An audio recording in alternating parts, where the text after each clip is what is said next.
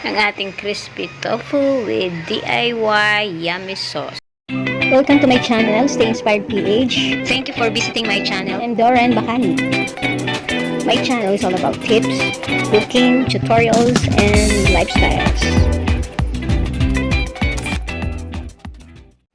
So guys, ayan, magluluto tayo ngayon ng tokwa. Yan, gawin nating masarap at crispy yung tokwa. Gagawa din natin ng sauce. So yung mga ingredients natin, syempre yung tofu o tokwa, tapos dalawang itlog, tapos meron tayong magic sarap, lagyan natin ng paminta, asin at magic sarap, ayan, para may lasa yung ating itlog, ayan. And then guys, pagsamahin nyo lang dyan, and then ayan, ibibit na natin yan, bit. Ayan. Tapos pagkatapos nating i-mix ng mabuti, haluin lang ng mabuti yan guys, para yung mga ingredients natin ay yan, magkasama-sama at malasa. And then bubuhos na natin yan sa ating tofu o tokwa. Ayan. Tapos lalagyan natin yan ng cornstarch guys. Yung isang option guys, pwede rin po kayong gumamit ng breadcrumbs. So ako yung ginamit ko is cornstarch. So lalagyan, ipapainit na natin yung mantika syempre.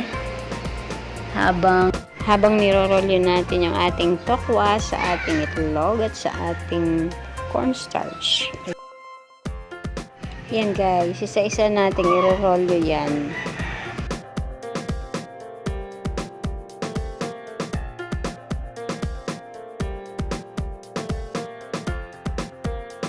Make sure lang guys na malinis po yung ating kamay. So bago tayo nagdip-dip dyan, ay gugas muna tayo ng kamay. Wash your hands properly. Sabi nga, ayan. Dahil pagkain yan. Ayan guys, ganyan lang po. And then ulitin natin yan. Second coating after ng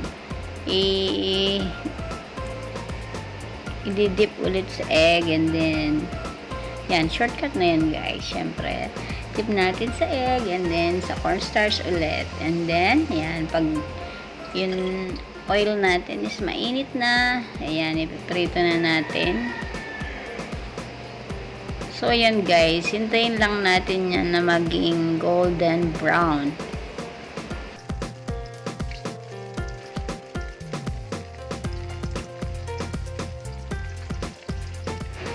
Guys, yan, make sure lang na yung ating apoy ay medium heat lang para hindi siya masunog. Yan.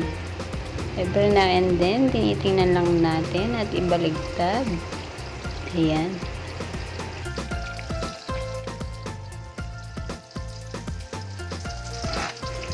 So, yan guys, malapit na siyang maging golden brown. At maya-maya lang ay isasaka na natin yan.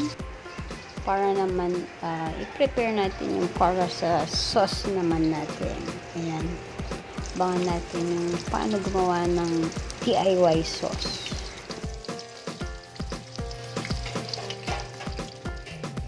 Sauce naman, ayan, bawang or sibuyas.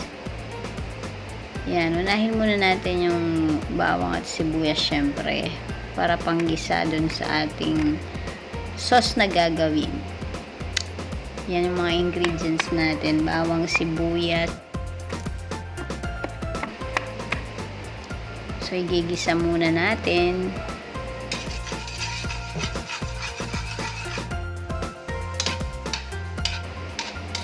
Yan, painitin muna natin ng konti guys. Gisa-gisa lang yung ating mga ingredients na garlic and onion. Ayan. Pag golden brown na, lagyan natin ng tubig yan. At least 1/2 cup water. Yan, ayan lang kumulo. And then, lagyan natin yan ng magic sarap or seasoning. And then, yan, yung toyo. 1/4 cup toyo. Kung gusto nyo dagdagan, pwede rin. At saka yung ating brown sugar. So, at least 3 tablespoon. Nasa panlasa nyo po kung gusto nyo mas matamis. Pwede nyong tikman at dagdagan kung gusto nyo mas matamis dyan. So, ayan. 3 kutsara lang yung nilagay ko. And then, lalagyan ng harina para mas malapot yung ating sauce, guys. Yan. Lagyan lang natin ng 2 tablespoon na harina. Yan na, guys. Lapot na siya. And that's it. We're all done. Ayan. Tikman na natin ng crispy tofu. Yan, guys. Ang sarap niyan. Promise, try niyo.